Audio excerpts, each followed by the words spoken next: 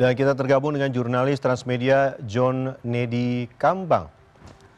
Selamat siang John, bagaimana perkembangan baru dari penanganan keracunan makanan akibat MBG? Bisa Anda sampaikan?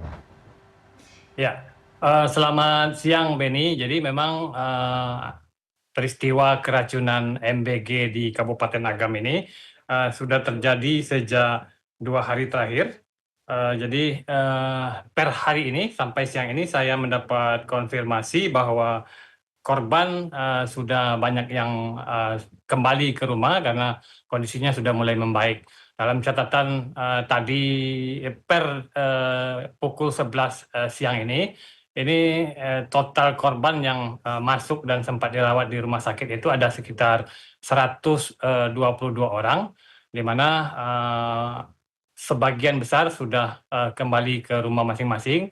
Ini sudah ada, jadi yang tinggal tadi sesuai dengan catatan di posko kejadian luar biasa yang sudah dibentuk oleh pemerintah Kabupaten Agam.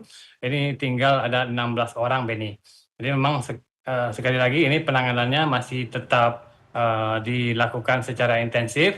Pemerintah Kabupaten Agam sudah menyatakan kasus ini sebagai kejadian luar biasa, di mana walaupun 122 orang ini tidak ada yang sampai meninggal dunia begitu.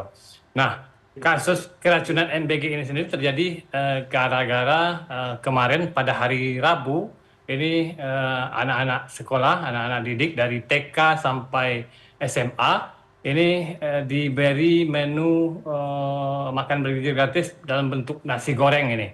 Jadi nasi goreng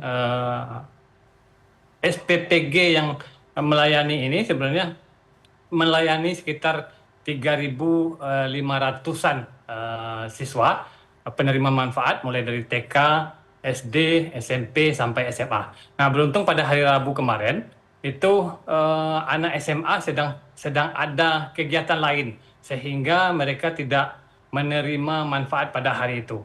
Total dalam catatan yang saya dapat ini ada sekitar 2.500-an anak penerima manfaat yang menikmati menu MBG pada hari kemarin begitu. Nah, yang masuk ke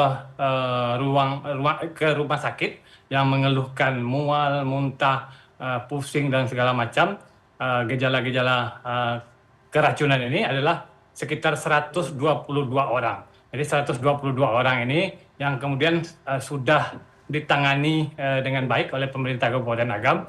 Nah, kita mungkin akan berbincang dengan Gubernur Sumatera Barat, Bapak Mahyerdi Ansarullah yang sudah ada bersama saya. Kita akan tanya bagaimana penanganan lebih lanjut yang sudah dilakukan oleh pemerintah provinsi. Selamat siang Pak Gu. Siang. Assalamualaikum. Jadi bagaimana sekarang boleh diceritakan bagaimana penanganan kasus MBG di Kabupaten Agam, Pak? Ya, alhamdulillah pemerintah Kabupaten Agam cukup cepat. Yang pertama tentu yang anak-anak kita yang ada indikasi keracunan itu langsung dirawat di beberapa rumah sakit dan puskesmas yang ada di Lubuk Basung khususnya. Dan alhamdulillah kemarin sore kita lihat ke lapangan, alhamdulillah anak kita sebagian sudah ada yang pulang dan kemudian juga sebagian kecil masih ada yang dirawat. Dan tentu ini akan menjadi satu pembelajaran bagi kita.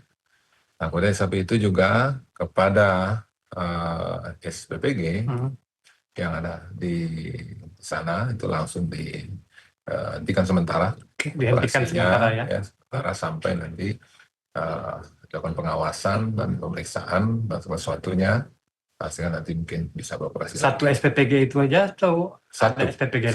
Ya, kemarin yang kami adalah satu. Dan itu yang melayani ada TK, kemudian juga ada SMP dan ada SD dan ada SMA. Secara keseluruhan kondisi dapur MBG kita di Sumatera Barat bagaimana? Kalau kita lihat dapurnya bagus ya. Kalau seandainya restoran-restoran kita punya dapur seperti itu, saya kira ini luar biasa. Nah, cuma kan kemarin kan ada ya mungkin dari makanan disajikan, kemudian kemarin ada nasi goreng yang disajikan, dan susunya juga ada pernah nasi goreng yang disajikan, dan mungkin ada mungkin bagian-bagian tertentu yang mungkin karena masaknya sudah jam 2 malam ya, dan kemudian dihidangkan jam 9, bahkan juga ada yang dihidangkan jam siang. Nah, waktu itu barangkali mungkin karena rentang waktu, mungkin di sini ada mungkin pengaruh apa. Nah, inilah yang dipastikan oleh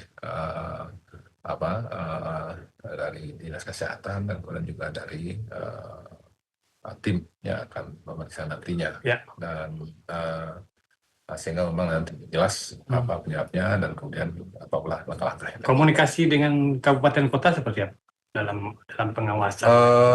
Memang kemarin Pak Bupati memang diharapkan ke depan komunikasi SPPI dan SPPG yang ada di Kabupaten Kota ini kita akan lebih intensif lagi dengan pemerintah daerah setempat, dengan Dinas Kesehatan terutama, sehingga memang pengawasannya itu betul berjalan maksimal.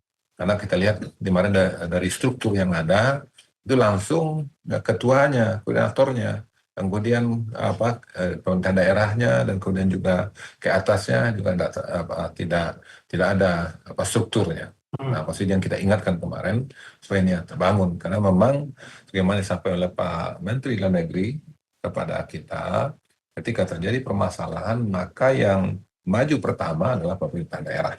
Karena memang betul, karena itulah rakyat kita, masyarakat kita, siswa-siswi kita, dan alhamdulillah ini sudah dilakukan. Tapi akan lebih baik ke depan bagaimana komunikasi, sinergi, kolaborasinya akan terbangun secara lebih baik. Sudah ada berapa banyak SPPG kita di Sumatera? Kita di Sumatera Barat itu sudah ada 70 udah lebih, 84 terakhir, dan belum semuanya beroperasi. Maksudnya itu kita harapkan nanti kepada Satgas gitu akan bisa memastikan kesiapan dan kelengkapan segala sesuatunya sehingga itu akan beroperasi. Termasuk yang penting itu adalah pengawasan ya. Pengawasan yang penting dan kemudian koordinasi dengan OPD atau Satgas yang ada di Kabupaten Kota itu akan betul-betul terbaik. Terima kasih Pak Gub. Mudah-mudahan tidak ada kasus lain. Amin. Itu tadi pembicaraan saya dengan Pak Gubernur Sumatera Barat, Bapak Mayadi, yang sudah menjelaskan panjang lebar terkait dengan apa yang sudah dilakukan oleh pemerintah Provinsi Sumatera Barat terhadap kasus keracunan MBG di Kabupaten Naga. Benny. Baik, John Nedi, kita harapkan tentunya pengawasan bisa semakin diperketat sehingga tidak ada lagi korban keracunan akibat MBG. Ada 122 anak menjadi korban keracunan makan bergizi gratis kemarin. Terima kasih banyak atas laporan Anda dan juga wawancara Anda dengan Gubernur Sumatera Barat, Mahyildi Ansarullah. Selamat bertugas kembali, John.